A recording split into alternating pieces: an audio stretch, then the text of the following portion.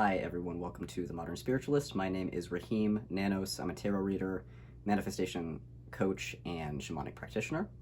I offer several services on my website, which you can find linked in my bio. I offer tarot readings, private spiritual coaching sessions, and manifestation coaching sessions. I also want to apologize in advance about the construction going on, so if you hear any noise in the background, it just won't stop. It's just days and days of this, and things have to go on, so bear with me. So today I want to talk about Yin and Yang. Just a little background about me. I've been doing martial arts since I was 8 years old. I've been doing Tai Chi and Qigong since I was about 20 years old. So a lot of my understanding of Yin and Yang comes out of experiential practice. So I really want to simplify the concepts of Yin and Yang a little bit and just talk about some misconceptions and then discuss, why does it matter? So the first thing I want to say about that is I kind of notice definitely when I was raised, this is how I was raised to believe the yin-yang symbol meant. And of course, when I was young, it didn't necessarily mean that much to me. It sort of gained more meaning over time through my experiential practice. But I remember asking once what the yin-yang symbol meant, and I was told that essentially it means that there's good and bad in everything, that yin is bad, and the white dot in the middle of the yin is the black side, right, of the yin-yang symbol. So that the black side is the bad side, the white side's the good side, and that there's a little bit of good and bad, and there's a little bit of bad and good. That's a really problematic way to experience yin-yang, so I kind of just want to say that's bullshit. I want to neutralize any ideas about that, and I want to start with a clean slate. The other thing that I've heard, and I don't want to say this is incorrect, I just think it's an oversimplification of it that is both problematic and not really respectful of the incredible depth that exists in the essence energies of yin and yang. So the other thing is that yin is feminine and yang is masculine. While that's not, I don't want to say that's necessarily untrue, I do think it's a gross oversimplification that doesn't help us. So let's drop that as well. So I want to start with the yang side, which is the white side of the symbol, and it is often seen as either the masculine side or the good side. So yin and yang is a much more ancient concept of understanding than the Christian world, than the religiosity that the Christian world later created. And I'm not saying anything about Christianity here. I'm just saying that in terms of concept, how we understand spiritual concept, whether we're Christian or not, we're in a predominantly Christianized world. And because of that, I think there are a lot of ideas about heaven and earth, hell and heaven, good and bad, right and wrong. It kind of creates this binary system of things are either good or bad. Things are either heavenly or hellish. And the yin-yang, the concept of yin-yang actually blasts that concept of heaven and hell to smithereens. And so try to take this with a deeper depth and try to step out of binaries, because one of the most important things to understand about yin and yang is that it's actually one energy. That the understanding is that the Tao, right, is the way is life, the way is energy itself, the way is simply the way, it simply exists, and it is the everything that is. And the yin and yang are just two different aspects of this one dynamic energy that is constantly changing, right? So yin is constantly handing itself back to yang and vice versa. And it's true, there is yin and yang and there's yang and yin, but that is more of a concept of everything is everything. And yin and yang are basically loving partners within that. You could kind of see yin and yang as more of a marriage of these two halves of something that is actually one. And they can't exist without each other. So I actually want to talk about a shamanic perspective for a second, because that's the best place I can speak from. So in my lineage, which is a contemporary core shamanism lineage, we have a creation story, just like every shamanic lineage has. And in our creation story, which is very similar to most other creation stories in shamanic cultures, is that once upon a time there was nothing. There was nothing, and that nothing dreamt.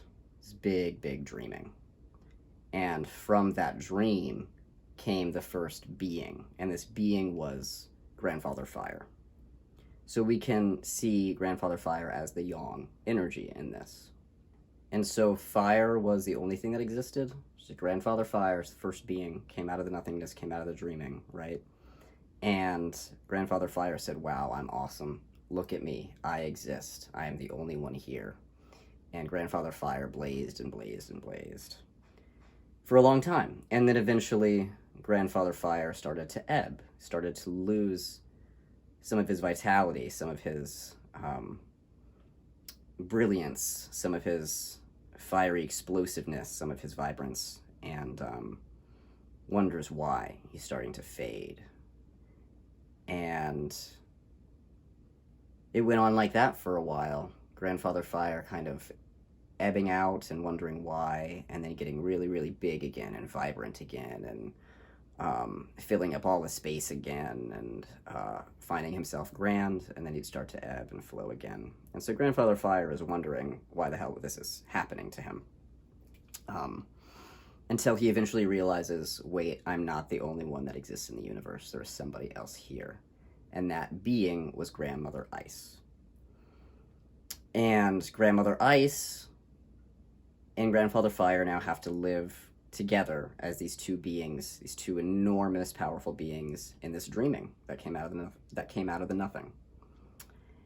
And at first, it's sort of a push and pull. It's like fire wants the control. No, ice wants the control. Now fire is going to get really big. Now ice is going to get really big. But if one ever got too big, the other one always existed to bring the other one into balance so that it didn't annihilate itself, essentially.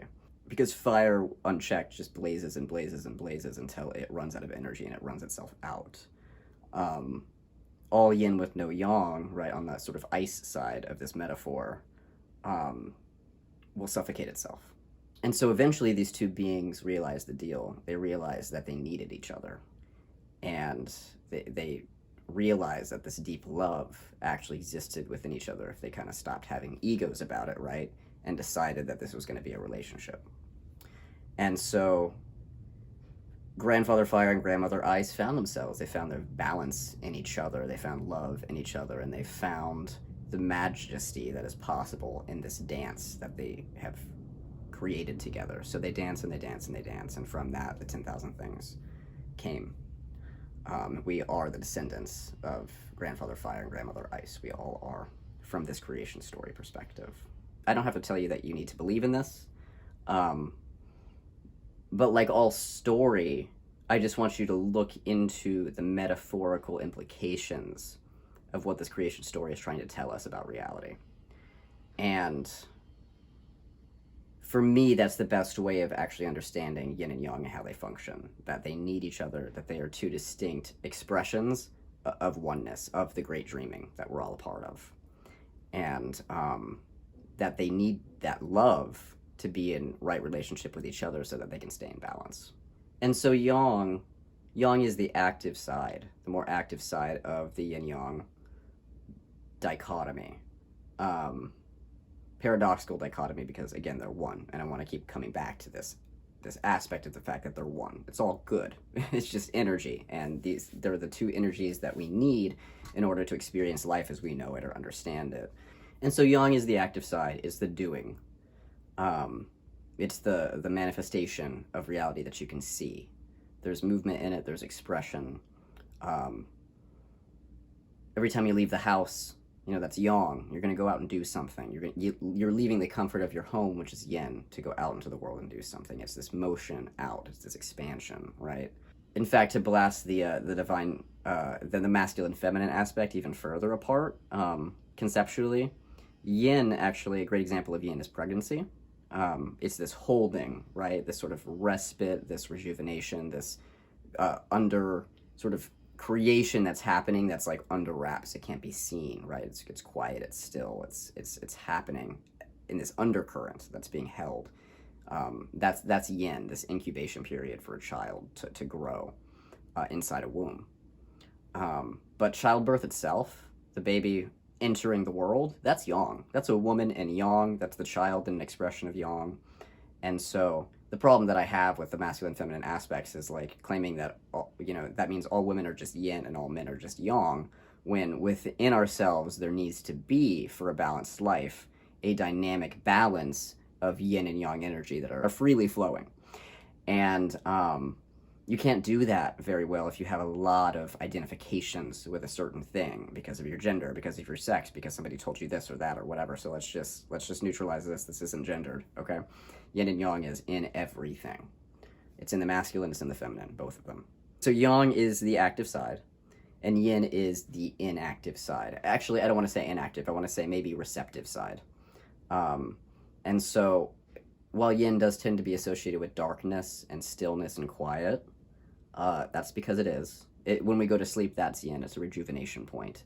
And so really I see yin as this charging port for the energy you need to be able to cultivate, to take in, basically receiving universal energy, which is basically you as the yin taking energy from the yang, from the universe, in the form of air, essentially, or rest or food or whatever.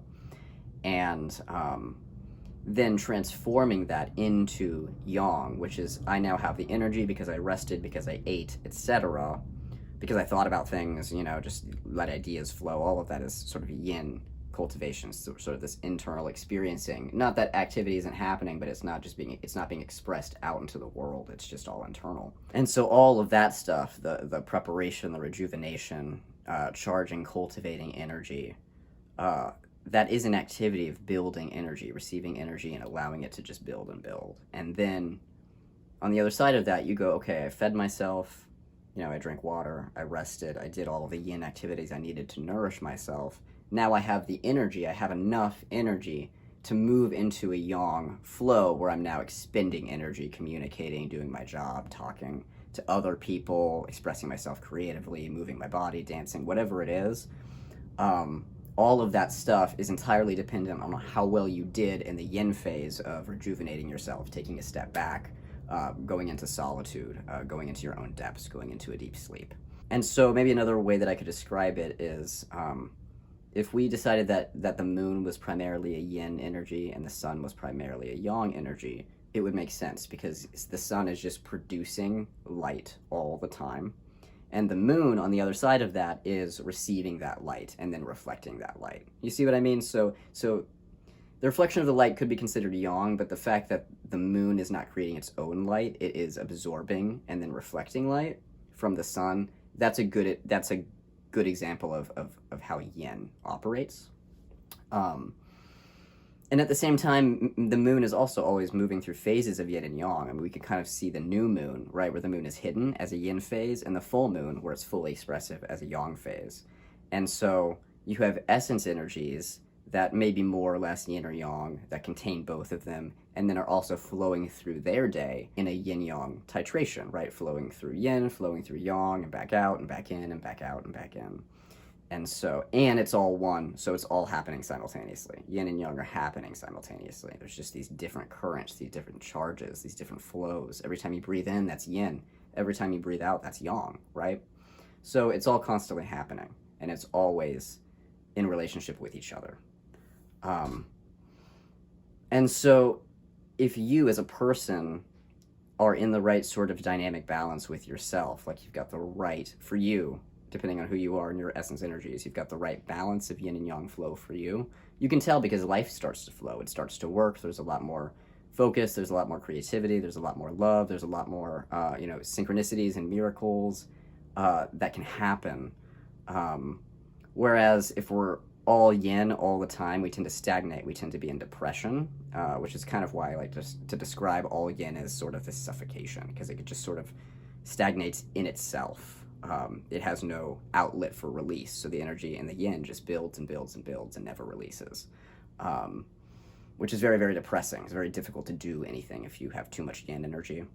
Alternatively, if you have too much yang, you're basically just burning yourself out all the time. You're probably overstepping your own boundaries because you're not getting any rest. You're probably overstepping other people's boundaries because you don't know how to stop and reflect and receive from others before taking the next step, right? There's this big exchange between people where when somebody's talking and you're listening, that's yin. When you're talking and somebody else is listening, you're in yang. And so if you're the one always talking or always doing or always putting yourself out and express, and you never take a step back to receive, to listen, to be in a yin state for others, then it can cause problems in your relationships as well. it's also going to destroy your body, and you don't want to do that. You need to be able to actually perform yang well. You need enough yin that is charging that yang, right? That is nourishing that yang from behind. And if it's not there, then you're just frazzled, right? You're spinning your wheels, but nothing's actually getting done. Nothing real is actually happening. And a yang expression is very loving in its true expression because it's fueled by that yin. It's fueled by that relationship between the yin and yang. So if we're all yin or all yang, we're kind of forgetting the love. And we need to remember that we're a holistic, multifaceted person with masculine and feminine attributes, with yin and yang attributes, and with an actual need, because we're part of this great landscape of life. Just like everything else that's here, we need to be in that conversation and that constant flow with yin and yang. Or if you want to see it as in constant relationship with our ancestors, grandfather fire and grandmother ice, right? I like to use that because it personifies things to an extent to where I can step back into the love, not just between me and spiritual energy, but also between me and others, between me and life, because I remember that we're all a part of this tapestry. We're all subject to the same, laws of the universe. Whether you understand them as just physical laws or physical and metaphysical laws, whatever they are for you, they are the laws that hold the fabric of our reality together, and we're in this together. So having an understanding of this yin-yang dynamic balance, the love between them, and the fact that we're both, all of us are both, and we need to be tracking how well we're doing that, not getting lost in one or the other, then we can live more balanced lives, we can live more connected lives, not only with each other and with ourselves, but with nature and with existence as a whole. And I think that's really important. So I hope you all learned something from this. I do teach a little bit of this in my classes, specifically my first 8-week class, Energy Body Mastery, which I will be teaching again next year. So email me if you're interested in signing up for that when it is live. I'll be teaching some Qigong forms in that class, and I'll be talking about Yin and Yang theory just a little bit. And also, the major aspect of that class, though, is how to actually balance the energies of Yin and Yang in your own energy body so that you can live a more effective and more well-balanced and happier and more fulfilled, more loving life, more connected life.